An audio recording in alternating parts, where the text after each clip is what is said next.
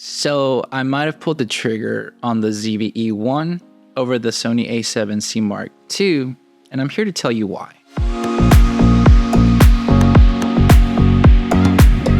I made a video about how I couldn't decide if I wanted to get the Sony A7Cii Mark II or the ZV-E1 when it came down to getting a compact full-frame camera. And honestly, obviously, I got the ZV-E1 and I want to tell you my reasoning behind it to see if it'll help you out when deciding when it comes down to choosing one of those cameras, because I'm not comparing it to the Sony A7Cii because it's a different price point anyway. That just didn't make sense for me in the budget to get a camera like that.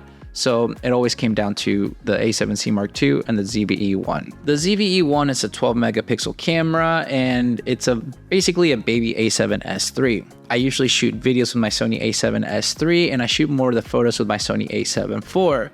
But I wanted to get a compact full frame camera that could do video really greatly in some photos. For me, the photo department of this type of camera didn't really matter too much because I got one, my Sony A7 IV for the more pro photo line, and two, my Fuji X-E4 where I can do everyday type of photos with the recipes or any, raw photo editing that I wanted to do as well. So it wasn't that much of a concern to try to get a more photo-friendly camera like the A7Cii Mark II. So I started kind of leaning into more of the ZV-E1 from that thought on. Also, after talking with most of you guys on my video comparing which one to get and what I couldn't decide, it started kind of becoming more clear to me that the ZV-E1 just kind of made more sense for the bang for the buck when it came down to a camera for a compact size. I didn't really care to have the EVF since in reality the viewfinder of the A7Cii Mark II is nothing great. It's kind of awkwardly placed anyway. So I know I was going to use more of the screen. So if I could get rid of that real estate and just use it more of a compact kind of camera and have a better internal microphone, because that's one of the main things for me is to have a more run gun type of camera for everyday kind of, whether it's vlogging, a little bit of videos and stuff like that with a smaller setup where it's not drawing too much attention to me and that I don't have to necessarily put a microphone on top of this and just use their internal microphone because it's better.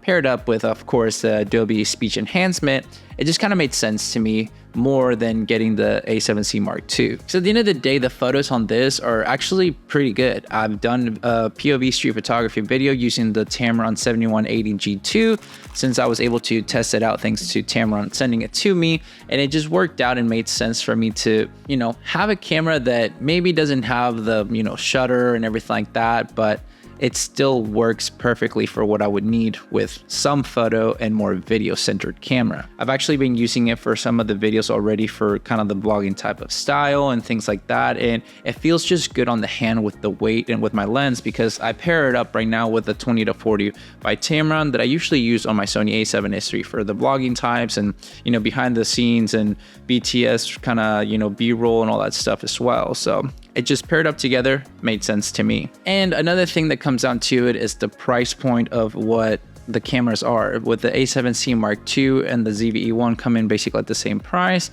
I kind of was wondering if it really mattered to have another type of A7 IV style of camera or just have my A7 IV for the photo and then the X-E4 for another type of photos as well, and get a more video camera since I needed something with good video and the price point just made sense since you're getting a baby A7S III essentially. Maybe the overheating might be a turn off for people. So far I haven't had any overheating for what I've been using it for, but I still haven't really experimented too much with it that it would make sense to push those limits just yet. And the craziest thing of why I really pulled the trigger on the ZV-E1 is because I actually got it for less than the price at what it was worth. I got it used on B&H for about $1,800 give or take, and it just kind of was assigned to get this one because the price point just made sense, and with having $1,800 versus $2,200, saving that kind of cash with it, just made sense to go with this one already used since I was able to get it. I was actually going to be waiting a while before I even got either of these cameras, but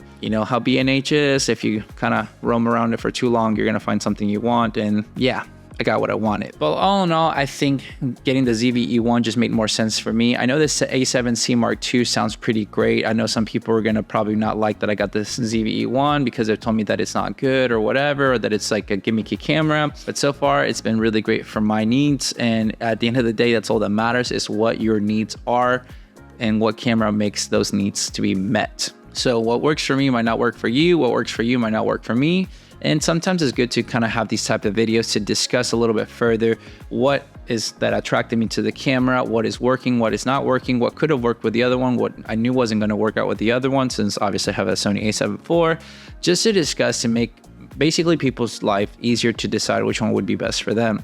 That's what I like to do when it comes down to these videos and other videos that I watch myself as well, to make sure that I get the information that I want to have as much as I can and see as much examples to see if it's going to be the right fit for me. Not always am I able to rent out all these like cameras and stuff like that, so I know if I'm going to have to purchase one, I want to make sure that I get the one that's going to be best bang for my buck. And for about $1,800 used, this camera that's like in perfect condition just made a lot of sense for me. Yes, I know it only has one card slot, and you know, it's not the most I guess ideal when it comes down to more professional settings, but I think I'll be more surprised than not to be able to use this on an everyday thing with even professional quality of workforce that I might put it through.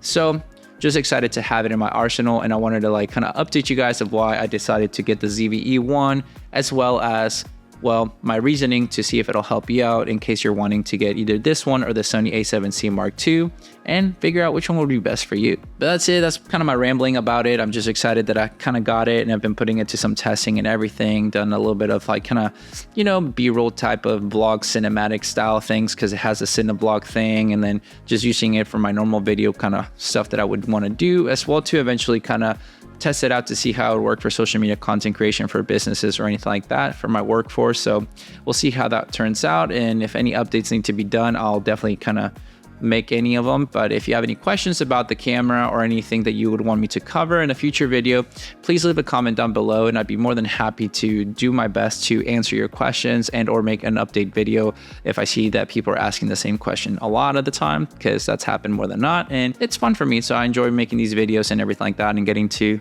have a little chat together. But with all that said and done, guys, thank you so much for watching this video. Make sure to like and subscribe, share this video with a friend. I'll catch you guys in the next one. See ya.